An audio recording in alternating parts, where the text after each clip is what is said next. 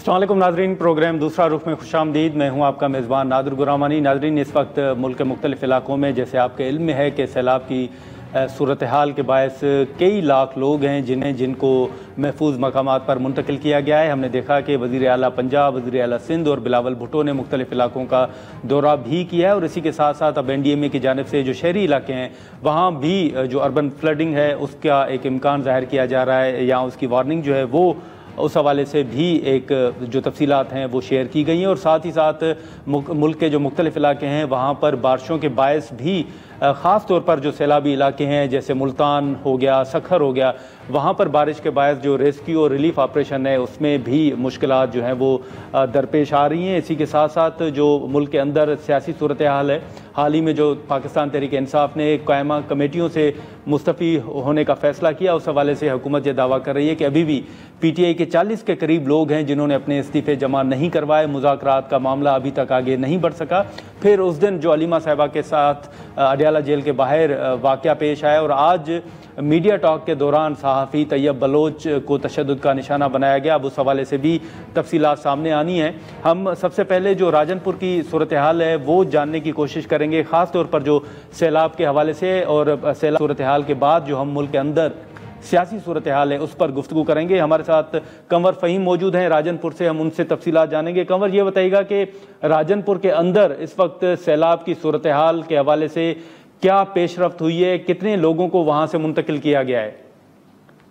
जी बिल्कुल, राजनपुर में अगर सैलाबी सूरत हाल की नादिर हम बात करें तो राजनपुर में सैलाब इतना ज्यादा इफेक्ट नहीं करेगा जितना अपर पंजाब में किया है, क्योंकि यहाँ पर जो दरिया का बेट है वो काफी यानी तकरीबन 20 किलोमीटर चौड़ा है, जिसकी वजह से यहाँ पर 8 से 10 लाख का जो सैलाबी पानी है वो गुजर सकता है। लेकिन अगर राजनपुर में कच्चे के इलाकों की बात कर ले तो वो मुकम्मल तौर पर ज़ेरे आब आएंगे। इससे तकरीबन 1 से 1.5 लाख की आबादी जो है वो मुतासिर होगी। ना सिर्फ इंसान नकल मकानी कर चुके हैं बल्कि वो अपने जानवरों को भी लेके जा चुके हैं, लेकिन फिर भी कुछ लोग ऐसे हैं जो कि नकल मकानी करने को तैयार नहीं है। क्योंकि यहाँ पे थोड़ा सा कल्चर ऐसा है, वो कच्चे में रहते हैं, वो दरिया को जो है वो जानते हैं, लेकिन इंतजामिया फोर्सफुली कोशिश कर रही है कि इन लोगों को जल्द से जल्द निकाला जाए और तमाम जिंदगियों की हिफाजत की जाए।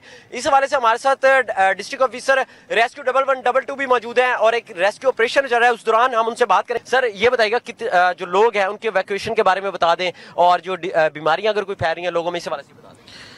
बिस्मिल्लाहिर्रहमानिर्रहीम। ये तकरीबन 4-5 दिनों से इवैक्यूएशन का जो प्रोसेस है वो चल रहा है। डिस्ट्रिक्ट गवर्नमेंट के साथ मिलके हमने लोगों को सेंसिटाइज करके जो प्री फ्लड इवैक्यूएशन है उसके ऊपर सबसे ज़्यादा जोर था कि लोगों को बजाय इसके कि वो जब ट्रैप हो जाएं उस वक्त उनको निकाला जाए, उनको ट्रैप होने से पहले ही निकाल दिया गया है और मैक्सिमम जो है वो इवैक्यूएशन हो चुकी है।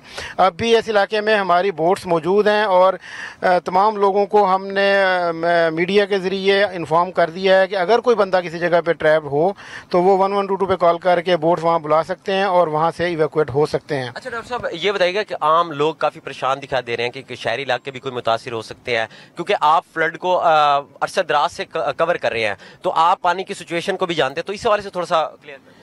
तो इसमें पानी जब पानीनद के ऊपर जब मैक्सिमम पहुंचेगा तो उस वक्त ज़्यादा आइडिया तो उस वक्त होगा, लेकिन इस वक्त फोर्स यही किया जा रहा है कि 7-8 लाख की उससे पानी जो है इधर से गुजरेगा। जो लोग कच्चे के अंदर रह रहे हैं वो भी क्योंकि काफ़ी बड़ी आबादी है और मैक्सिमम उसमें इवैक्यूएट हो चुके हैं, और अब भी अगर कोई छुपे हुए लोग हैं या जो नहीं जो है ना मेन फ्रेम में आए तो उनको निकल जाना चाहिए या वो हमें हमारी बोट्स को इस्तेमाल करके अपने इलाके से निकल जाएं। अच्छा सर, जो लोग कैंप्स में आ रहे हैं तो उनमें कोई बीमारियां फैल रही हैं, कोई इस हवाले से कोई है?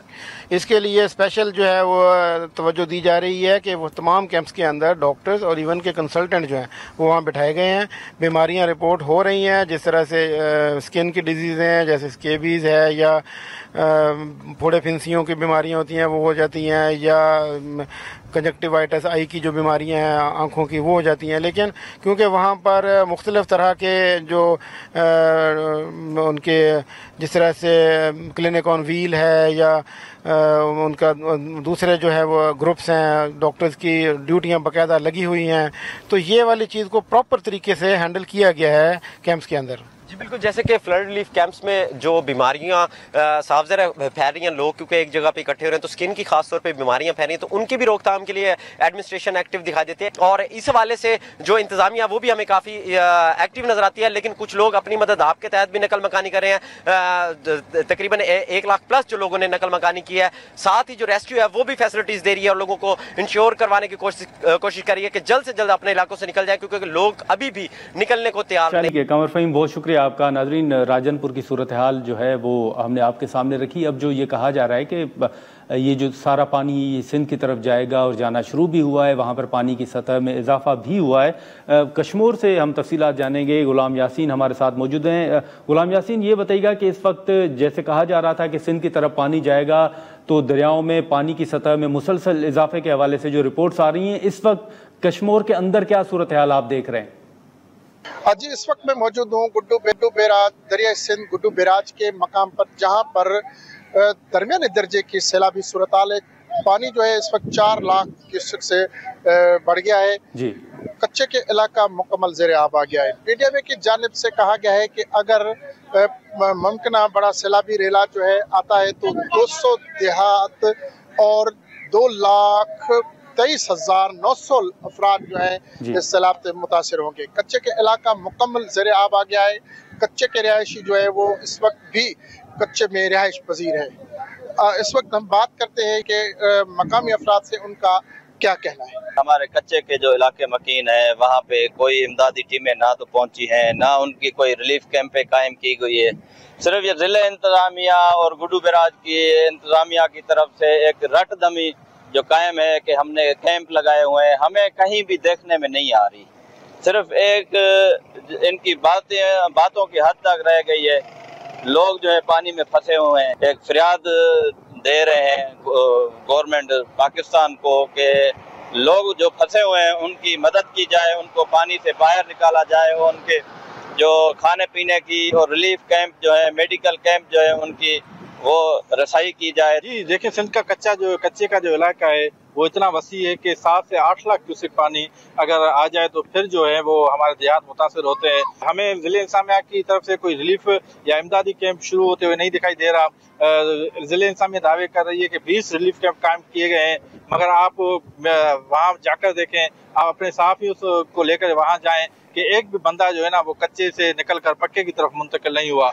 इसमें इंतजामिया की सुस्तरवी है या लोगों की हड़दर्मी है, मगर फिर भी हम इसको इंतजामिया की नाअहली कहेंगे कि सिर्फ वो अलर्ट जारी कर रही है, मगर लोगों को पक्के पर मुंतकिल करने के लिए कोई हिफाजती इंतजाम नहीं उठा रही। 5 से 6 लाख क्यूसेक का रेला दरिया सिंध गुड्डू बैराज से जो गुजरेगा, जिससे जो कच्चे में रहने वाले जो करीबी दरिया के किनारों पर रहने वाले अफराद हैं वो मुतासिर हो सकते हैं, जिनकी जो है हिफाजत के लिए या इंतजामात के लिए मेडिकल कैंप 2-3 दिन के लिए कायम की गई थी, अब वो भी यहाँ पर इंतजामिया की जानिब से खत्म कर दी गई हैं।